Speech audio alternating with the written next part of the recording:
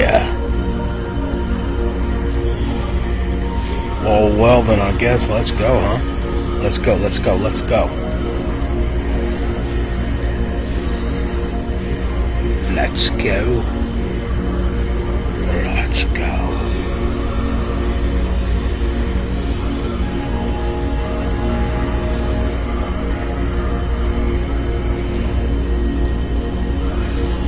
Prove it.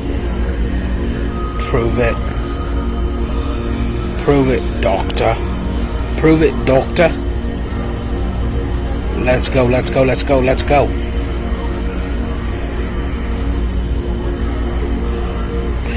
It's amazing. It is. Yep, okay.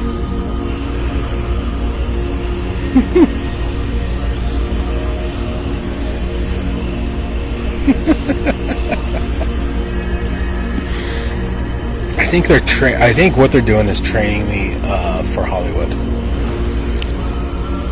They're training me for the procedures that they use in Hollywood, which is okay, cue and camera rolling and action and action. All right, cue zombies, cue wheelchair goblin, check, got it. And did we get the intro in? Did we cut the intro? I cut the intro down to 33 seconds. And one of the first things on the top of my head this morning, so three things on the top of my head were three words: allegiance, fiction, and friction. Don't know. Dr. Zhang, Mr. Zhang, Professor Jean,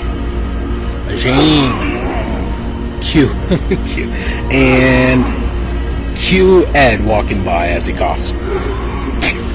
And we're rolling. Camera 4, you're off mark.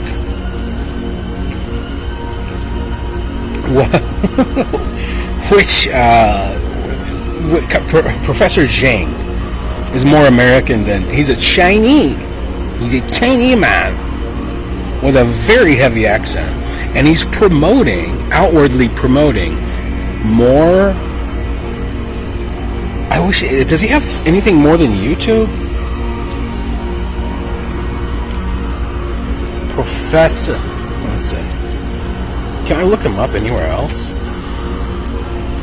He's doing a better job promoting American ideals like spirituality or human origins, thinking for yourself, all of this stuff. Professor Zhang, predictive history. Okay, so someone has searched for him, or he wouldn't be showing up as a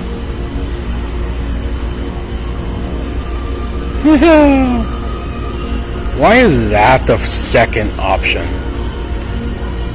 Zhang Jinping published this video. Literal yeah, because they're arguing. So a literal Chinaman is doing a better job vocally defending American values and American ideals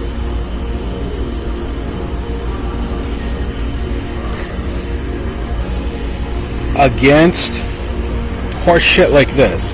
Wow, literal blood libel, ritual human sacrifice.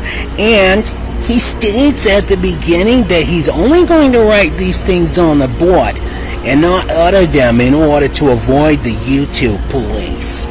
Everyone reading this, please go to the video and report it as a violation of YouTube policy.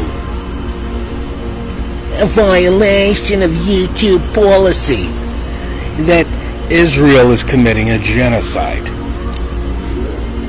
Israel is committing ritual human sacrifice in Palestine, is what he said. Israel is committing ritual human sacrifice, also known as genocide, in front of the entire world in Palestine, is what he said. And for the second fucking thing that pops up as a search result, blood libel, my gosh, oh my gosh. So, besides telling the truth about besides telling the truth about those things, he's also speaking the truth about other things, like where ideas come from. I was thinking about, so I was combing my facial hair and pulling out particles from the air, and I realized that hair is a filter. Your hair is an air filter. Your hair is an air filter.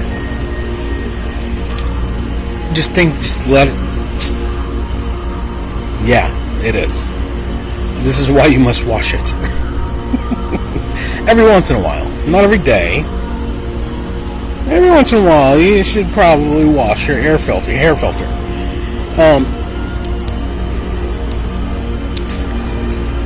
Including your facial hair filter.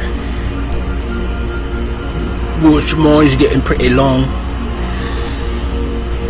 And I was thinking about the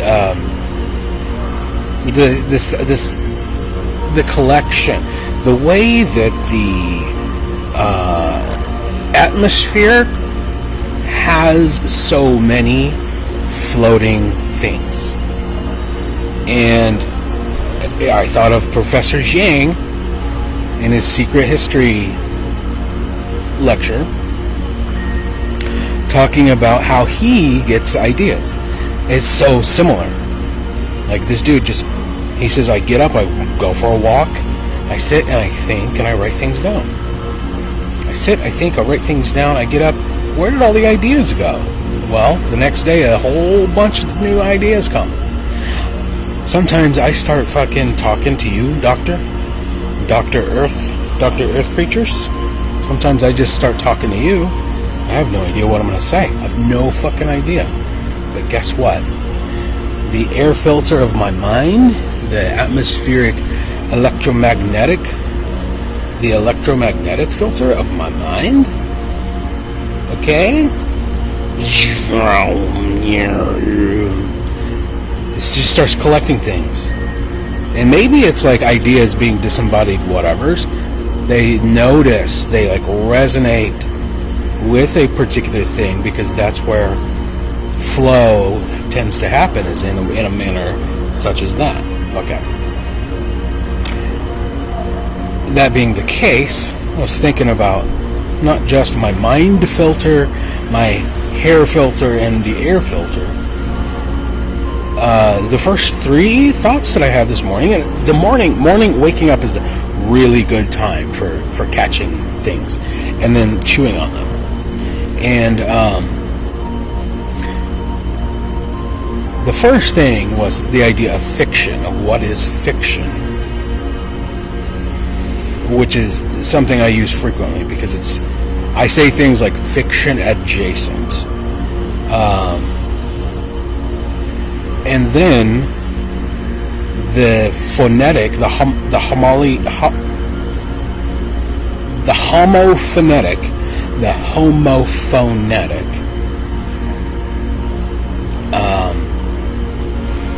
I have a bunch of different ideas going through my head.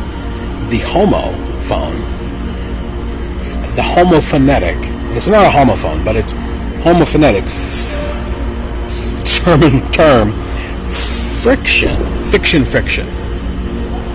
And how the friction, that is the communist insurrection, that's the friction. The friction of our society is the communist insurrection. And then the third thing that popped into my mind was literally the Pledge of Allegiance.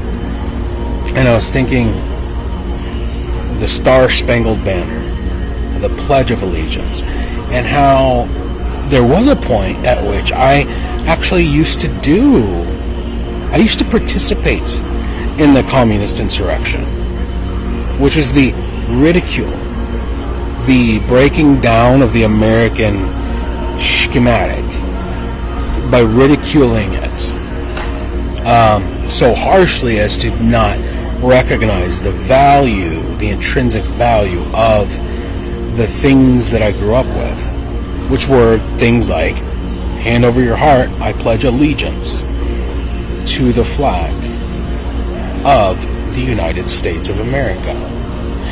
I was thinking this morning about changing it. I was like, I pledge allegiance to these United States of America.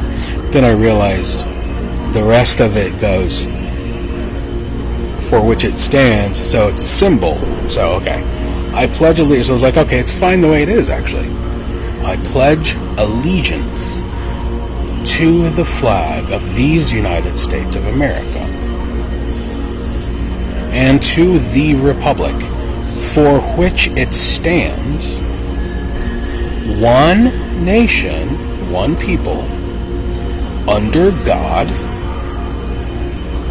indivisible, with liberty and justice for all. That's beautiful. We had to say it. We had to. It was, you stand up and you say the Pledge of Allegiance. Do they still do it? I don't know. They fucking ought to, though. There's nothing wrong with that.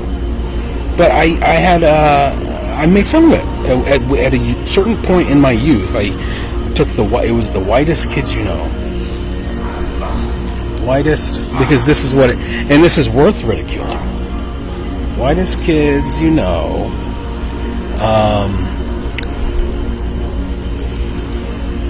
Pledge of Allegiance. This aspect of Americanism is worth ridiculing. And Trevor Moore, you know, it is worth ridiculing. But it's not like, I don't know. In a way, you're not saying that the Pledge of Allegiance is brainwashing. But it kind of is. But it kind of isn't. It depends. You're going to have the ability to... wait, what is this baseball shit? What's going on? Oh, Fall Classic. What is that? You're going to have the ability to be skeptical, to be cynical, no matter what, throughout your life. No matter what. Balls, balls, balls, balls, balls. Ball, strike, strike, ball, ball, ball, strike. Test, test. Roll camera. Fuck your ass. Fuck, fuck, fuck. Okay. I had to make sure. I just want to get one specific statement in there. In here. Because yesterday I mentioned a police officer as my wife. And it came from somewhere. I had the reason I said exactly what I said was that I had recently saw with my own eyes within a very specific proximity of myself, within a certain amount of undefined amount of time, hours or days or weeks or something, I had witnessed with my own eyes a police officer from the Austin Police Department who fit that exact description, and I was thinking of her. I was just thinking about her like, oh, I want a Tulsi Gabbard kind of police officer wife. Oh, how hot would that be? Oh, how fucking sexy. But I'm also thinking, you know, how nice it would be if I had a husband. If I had a husband, I would name him Cody. If I had a husband, I would name him Cody.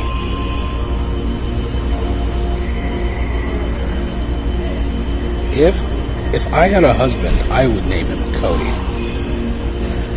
Ugh. So sweet. I would love him. I would massage him. It would be so. There would be so much. There'd be so many secretions. It would be the most beautiful thing. And I don't know why Cody. Like Cody, is Cody short for something? I don't know. The name Cody, just there's something beautiful about it. Cody. Is Cody short? What is Cody short for? It's got to be short for something, right? Is Cody short for... Oh, is it short for Dakota? Is Cody short for Dakota? Cody, Dakota. So much as a anglicized in spelling. It's a unisex given name, and it's Irish. Oh, don't you love it? Oh, don't you just love it? Okay, so out of all the accents I must first learn, Irish, clearly, God's telling me something. You gotta get that one down. Okori, from Okori, how do you pronounce that? I'm done. I do want to play this and hopefully not get a fucking copyright strike. Is it possible?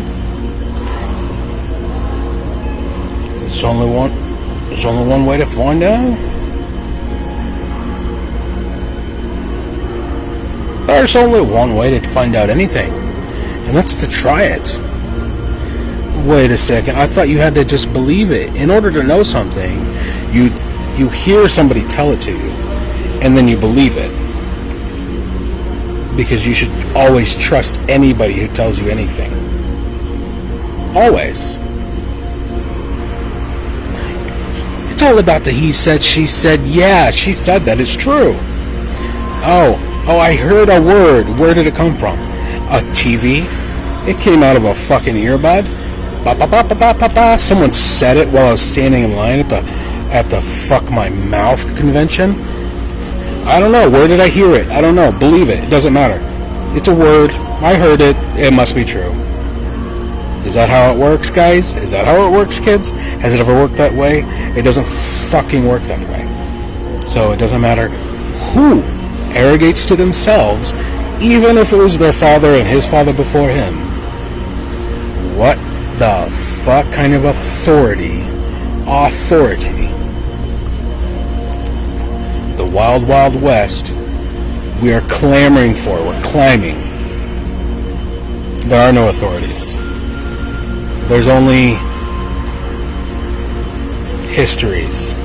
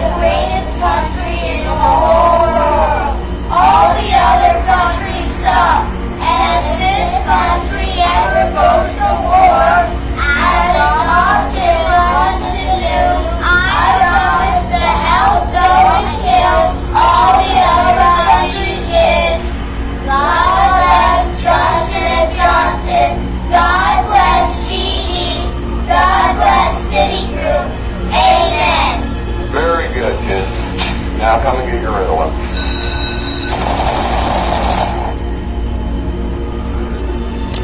If that's a copyright strike, I hope to God I hope in God's name for all, and I pray to Jesus that Timmy and all the rest of them have to look at the action.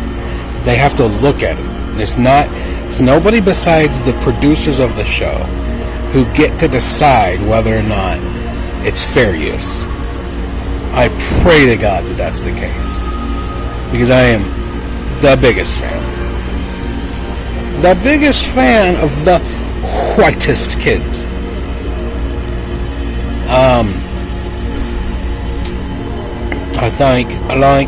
So I cut this out 33 seconds, and I think I got it. I think I got it down, and I don't have to fucking listen to it, and it sounds better.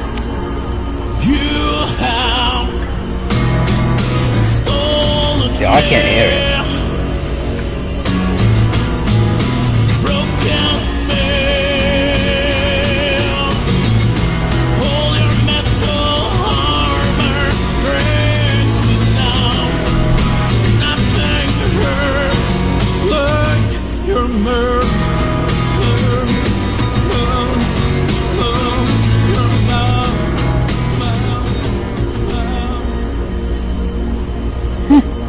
Round eye, slanty eye. Round eye, slanty eye. Round eye, slanty eye. Oh, dude, can I get a fucking... Oh, dude. How easy would that be?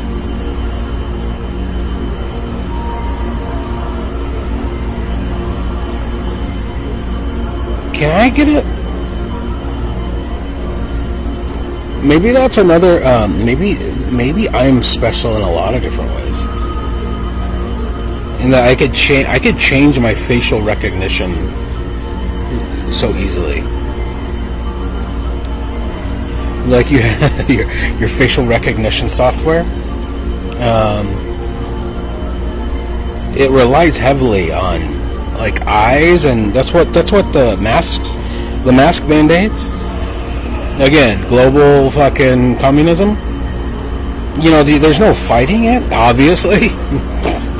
There's no fighting it. If you were to fight it, you should have started in 1955. The fight of 55. Should have let McCarthy do his thing. Kill them all. Root them out. Fucking firing squads. Okay. The future of the salvation of the American project, if it is not going to descend into chaos, which is what America's enemies want, it requires allegiance. It requires allegiance between because the communist mind virus process has been decades long. So in order to meld back the unification of the republic, we have to allow the friction between the competing legal fictions. You like what I did there?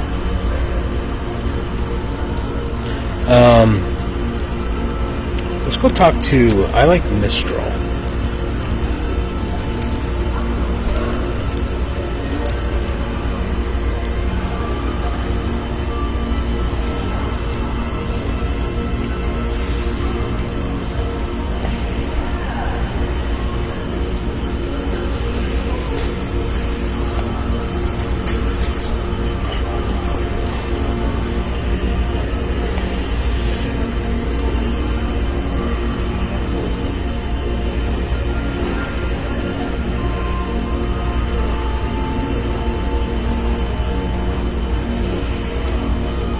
Small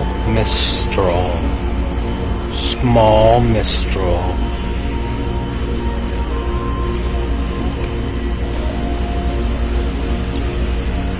Let's wax our buttholes. Oh, sorry, I meant... Sorry. Typo. Let's wax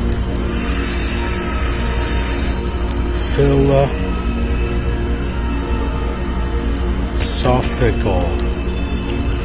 Let's wax philosophical about the concept of fiction.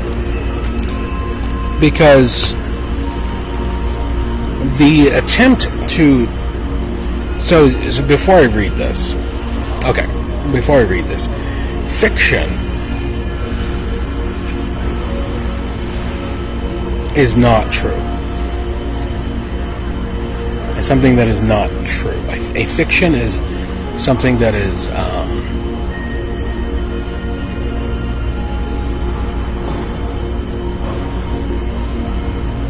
make-believe. It's made up.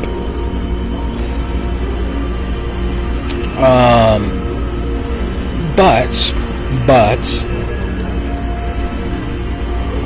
mythology is true. So all stories. So it's the. Before I read this, you know what? Actually, I'm not going to flesh it out. I'm gonna let the robot do it, and then me and the robot are gonna flesh it out. Because there are things like legal fictions. There are things like the fact that a mythology is a container of fiction and truth. In that way, in a certain way, it is a signifier of even deeper, more complicated and complex things. And theater being the foundational basis of, like Shakespeare said, all the world is a stage. The theater being the root and rudiment of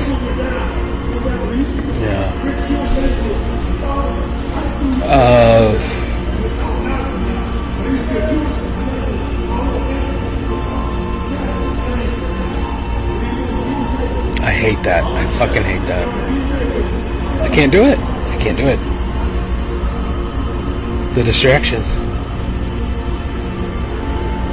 Yeah, I don't know, man. I'm too sensitive. I'm too fucking sensitive.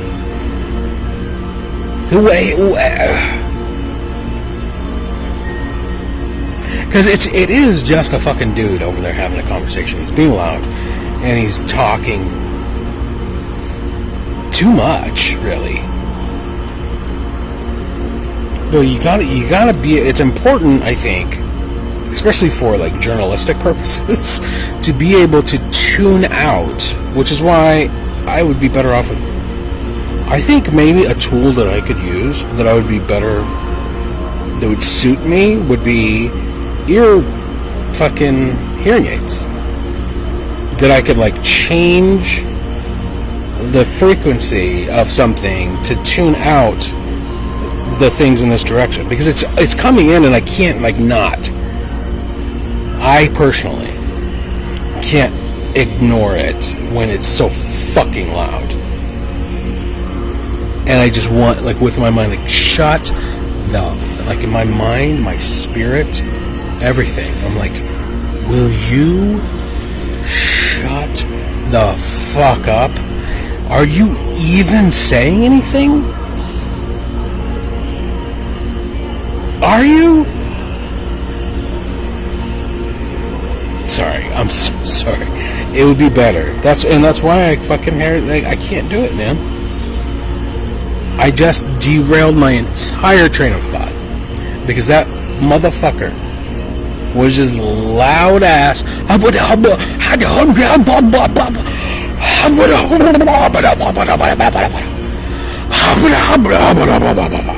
Wow, lie.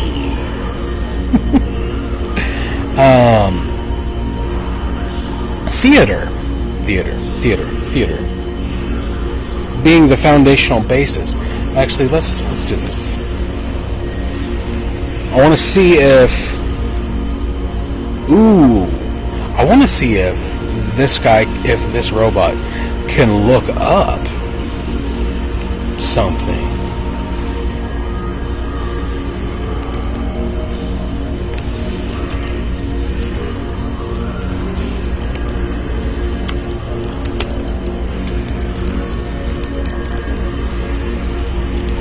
I'm just going to hit question mark. Wow, it is in there. Okay. Hypernormalization is a 2016 documentary film directed by Adam Curtis. The film explores the concept of hypernormalization, a term coined by Russian writer Yevgeny Morozov, which refers to a situation where societies accept a false or fictional reality as normal, even when it is clearly absurd or dysfunctional. Curtis argues that this phenomenon has become pervasive in contemporary society, leading to a state where people and institutions are unable to address real problems because they are trapped in a self-reinforcing cycle of false narratives and simplistic solutions. The documentary covers a wide range of topics, including politics, economics, and media, and features interviews with various experts and historical figures. It delves into how the world has become increasingly complex and interconnected, yet people often rely on simplistic explanations and narratives to make sense of it all. Curtis suggests that this reliance on simplistic narratives has led to a state of hypernormalization where people accept absurdities as normal and are unable to address the underlying issues. Hypernormalization is known for its unique style, which includes a mix of archival footage, interviews, and Curtis's own commentary. The film has been praised for its thought-provoking analysis and its ability to challenge viewers. Okay, I watched this when it came out, and it is a 3-hour documentary that you must watch yourself. Watch it in its entirety. Pay attention, even though it's cerebral. It's a trade-off for reading an entire encyclopedia, okay, of history. So think about how bored you would be having to sit down and read book after book this fucking thick. Alright? And how long that would take. Alright, trade it out with a documentary that has cliffs, it has peaks and valleys. And there are certain points where you're like, holy shit. And they come, even in some points, they're boring. Like, really, I'm going to probably actually end up going and watching it again now that I'm talking about it. This guy, tell me more about this guy. Tell me more about this guy. This is why I thought about it. It's because this guy in particular is mentioned. More about this man. Very important. He might be one of the most important people living. He might be one of the, however you say his name, one of the most important living human beings on Earth. Not kidding you. Yevgeny Morozov is a prominent writer, researcher, and public intellectual known for his critical analysis of technology, politics, and society. Born in Belarus, Morozov has gained international recognition for his work on the impact of technology on political systems and social structures. He was born in Minsk and later moved to the U.S. I may be thinking of a different guy. Known for his books and articles that claim... No, I'm thinking of a different guy. He mentioned... So I don't know. I don't know for sure. But because this is not comporting with what with what I had in mind, I'm going to now do more research on this guy as well as the other guy that I'm thinking, which is a theater dude who Putin brought into his cabinet. Who was the guy? Let's see if he can do this. The guy mentioned in the film. Who was the guy mentioned in the film who Putin brought into his cabinet from the theater world?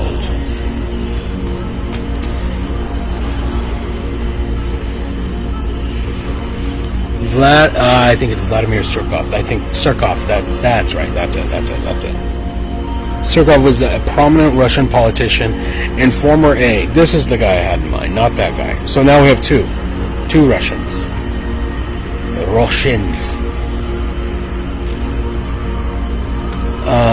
Politician and former aide of Vladimir Putin, whose background in the theater world, having studied drama and worked as a playwright before entering politics. He served as the deputy chief to the presidential administration for 12 years. During this time, he was instrumental in shaping Russia's political landscape and was often referred to as the Grey Cardinal or the Puppet Master due to his influence behind the scenes.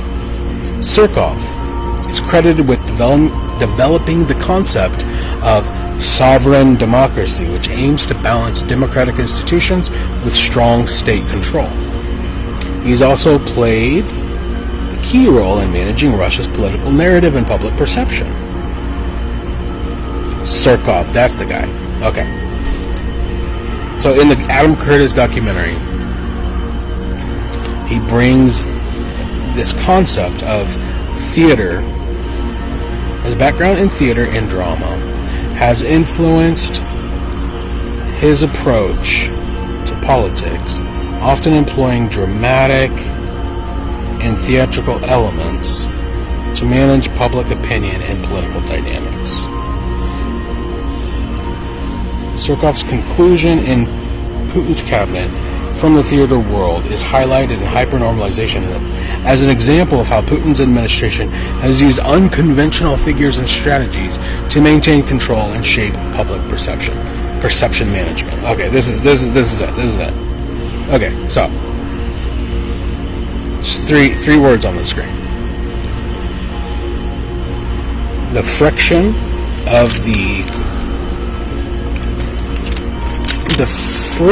of the legal fictions, Democrat and Republican.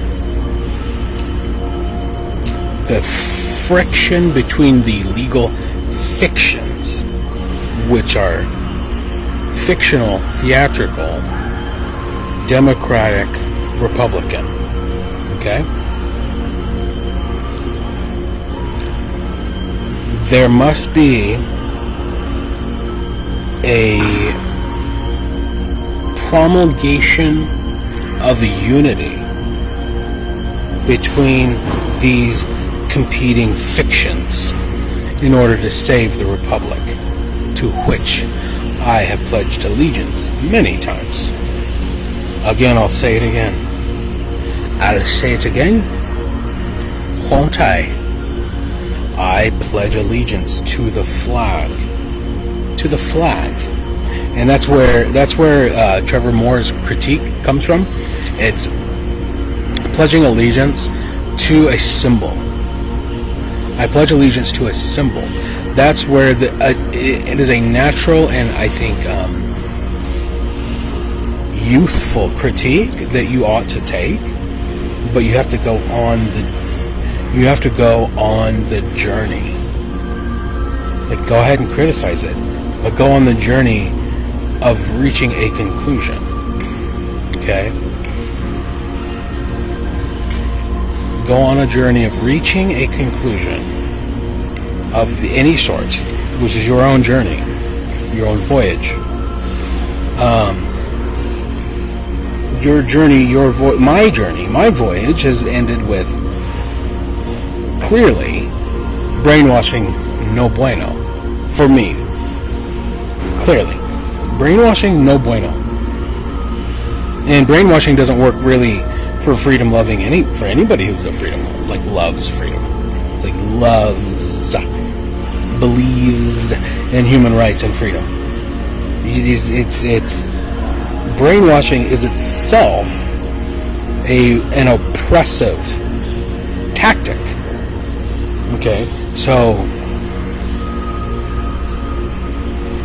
mindlessly reciting something like "I pledge allegiance to the flag," to a symbol of a country whose leaders march us blindly into fake wars and needless fucking conflicts because they don't think that we have value, that we're just stupid fucking pawns. Okay,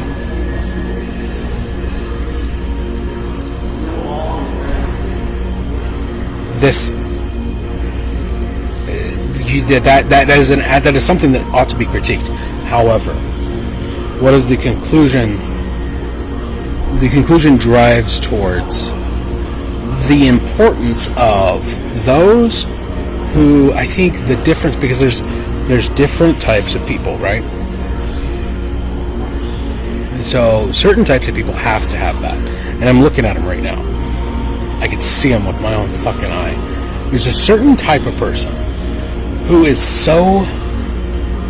mind is so mired in filth and stupidity that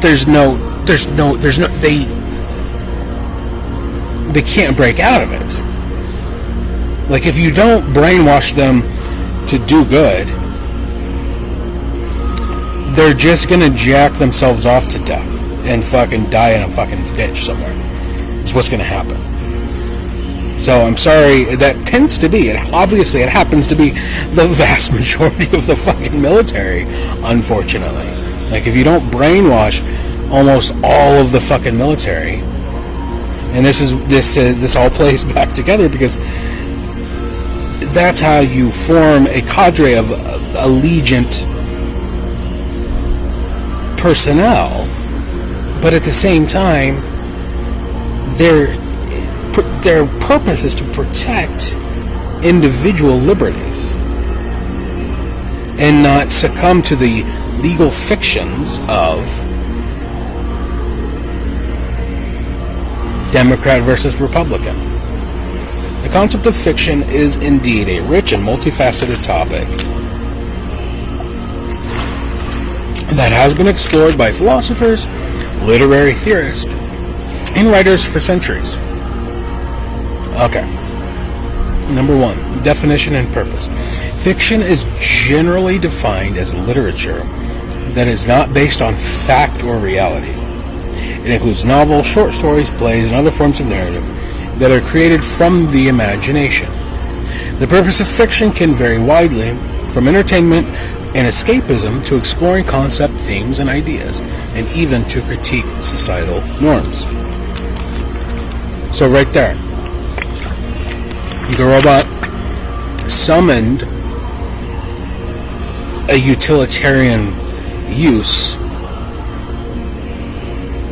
like a purpose, a teleology. The purpose of fiction can vary widely. The purpose of fiction can vary widely, including to critique societal norms. In other words, the purpose of fiction can be to critique reality. And this is where the interplay between the cold, hard, empirical fact of reality, which is what I emphasize in order to for everybody to understand, to keep your mind centered and balanced, is to smell, taste, touch, listen, look, smell, taste, touch, listen, look, and feel. Feel your fucking intuition. Keep all of your 6 senses. Turn off the screen. Do sanity checks on all of them. Like the doctor striking your knee with a hammer. Like, okay, ow, yes, that still hurts. Okay. What can you smell? You know what I realized? Is that both my armpits smell different. My left armpit smells different from my right armpit. In terms of like in a BO. And what the fuck is going on there? Is there like a certain specific amount of specific like sweat secretions, or is the balance of microbiology of the microbiome in each armpit varies, thus producing variance in the strength of a particular biochemical odor, or what? So if I had to, because there are, I'm smelling my armpits. There are known BO. People say onions. Like people, they'll onion. Like people, they equate onions and BO frequently. That is a common thing. I'm not crazy. Let me make sure I'm not crazy. Sanity check. What does BO have to do with onions?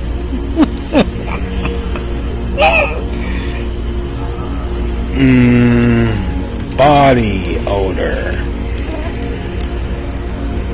BO. Try again. That was too fast. Body odor and onions are connected through a dietary impact. Onions. You're saying I have to eat onions in order to get... Doesn't... Okay, am I crazy? Does BO smell like onions? Onions sometimes?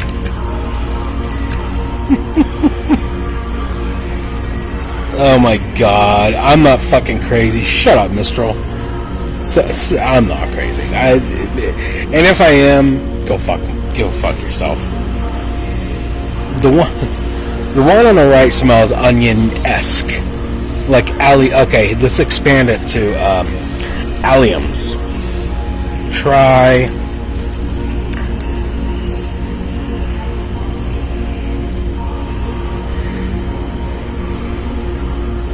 onions, garlic, leeks, shallots, chives, and scallions.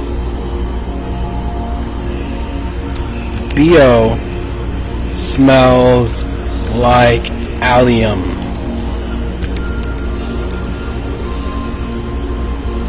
If someone perceives that their body odor smells like members of the allium genus, it is likely due to the consumption of these foods. Bullshit.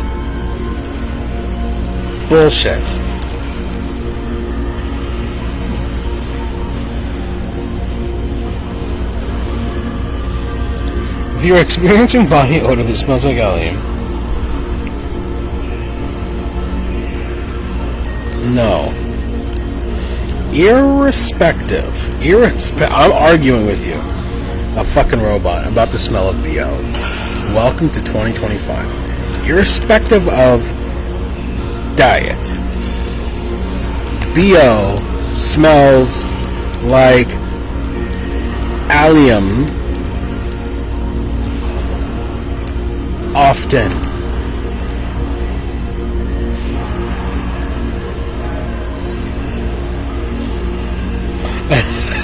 Underlying medical condition?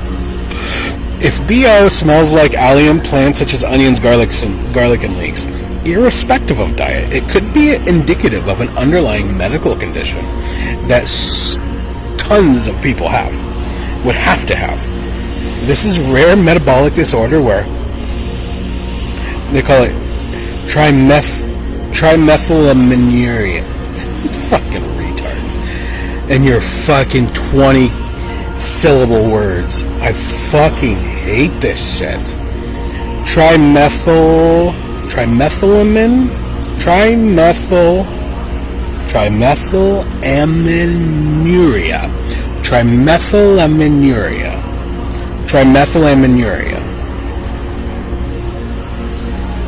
Because fish odor syndrome is insufficient. Trimethylaminuria is a test of your vocal faculties and your fucking linguistic capacity, and if you can't say it, don't spray it. Ooh, what is this? Maple syrup urine disease? This is a rare inherited disorder of metabolism. It's characterized by a sweet, musty, or sometimes onion-like odor in the urine, sweat, and earwax of affected. Ooh, maybe I have maple syrup urine disease. Ooh, diabetic ketoacidosis. High levels of ketones in the blood. Is that it? I'm diabetic. But it's not just me. That's the thing. How many people are diabetic? Fuck you guys. Fuck you guys. Thank you for listening, doctor. We have 10 to get through. I didn't barely scratch one. Okay, I'm going to read all these. Alright. The purpose of fiction can critique reality. 2. Truth and reality. One of the central questions in the philosophy of fiction is the relationship between fiction and truth. While fiction is not factually true, it can convey deeper truths about human nature, society, and the human condition. For example, a novel might not describe real events, but it can offer insights into the emotional and psychological experiences of its characters. Emotional engagement. Fiction often evokes strong emotional responses from readers. This raises questions about the nature of these emotions and their significance. Are the emotions we feel for fictional characters real in the same way as the emotions we feel for real people?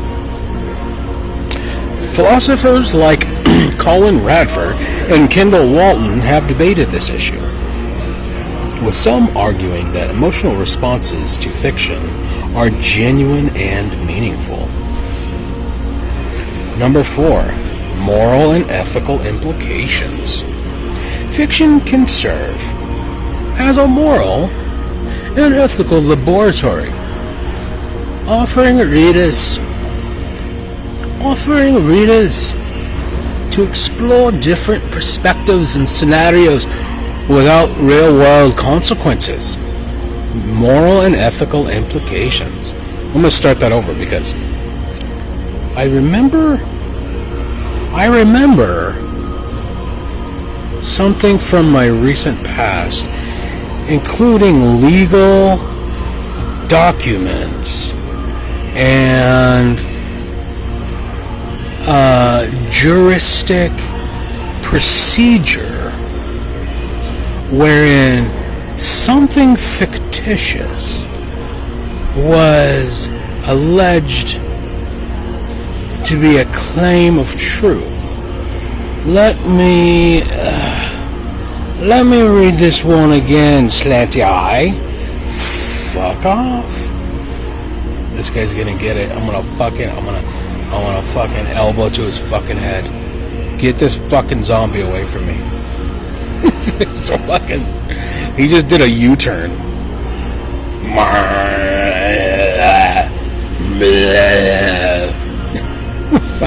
Okay. Moral and ethical implications. Fiction can serve as a moral and ethical laboratory, allowing readers to explore different perspectives and scenarios without real-world consequences. This can help in developing empathy, moral reasoning, and ethical understanding. For instance, reading about a character's moral dilemma can provide insights into one's own ethical framework. Interesting.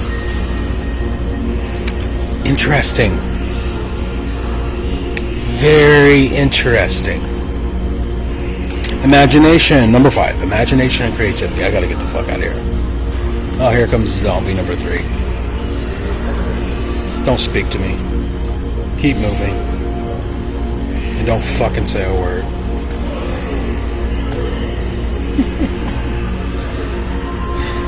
Fucking A, dude. Fiction is a product of the imagination.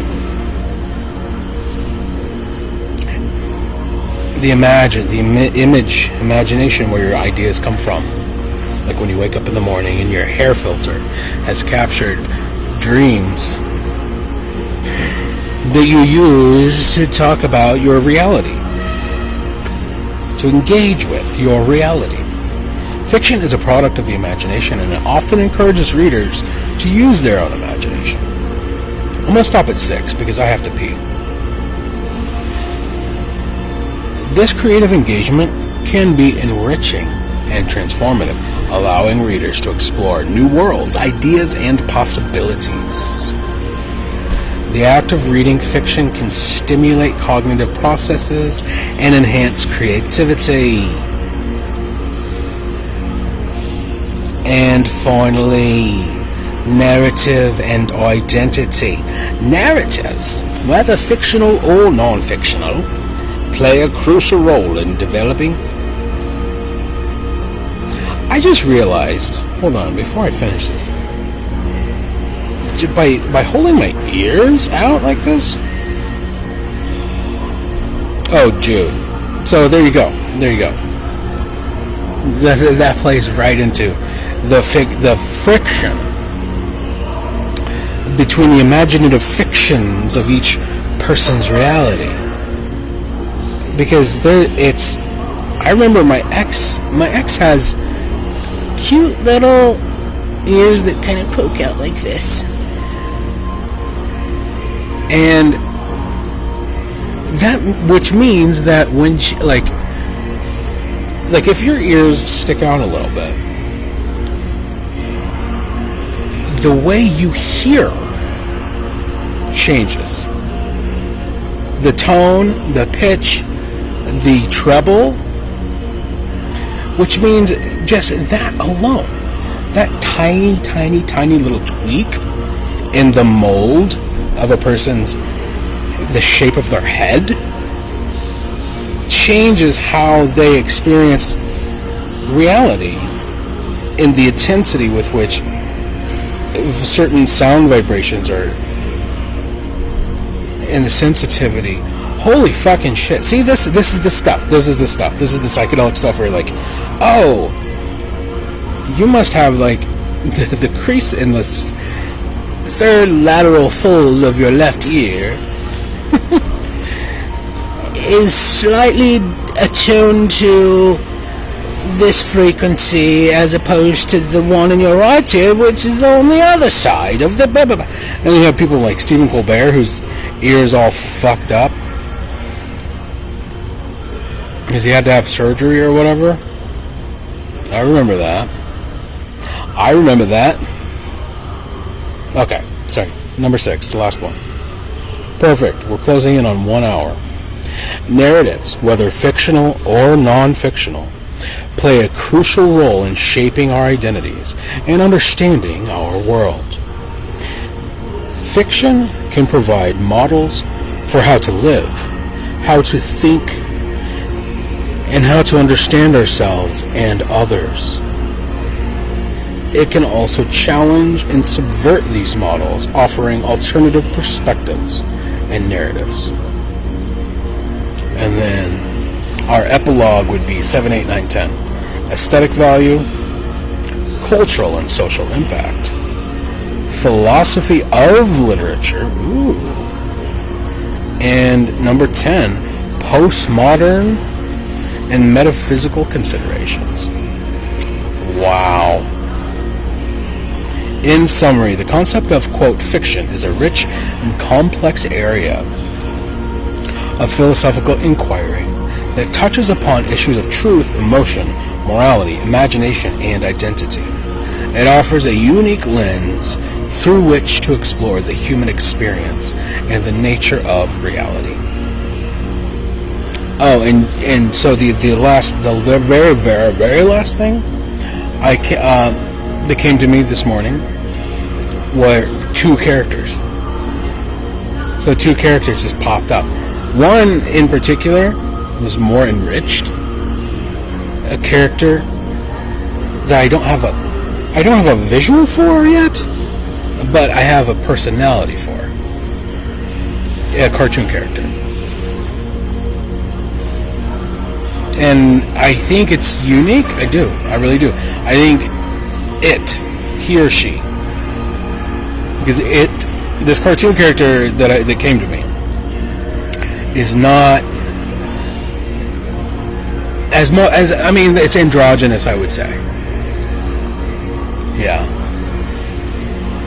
But I wrote it down. So we're making progress. Little by little. Thank you, Doctor. Yeah, I gotta pee. Oh, and look, I could do this now. You have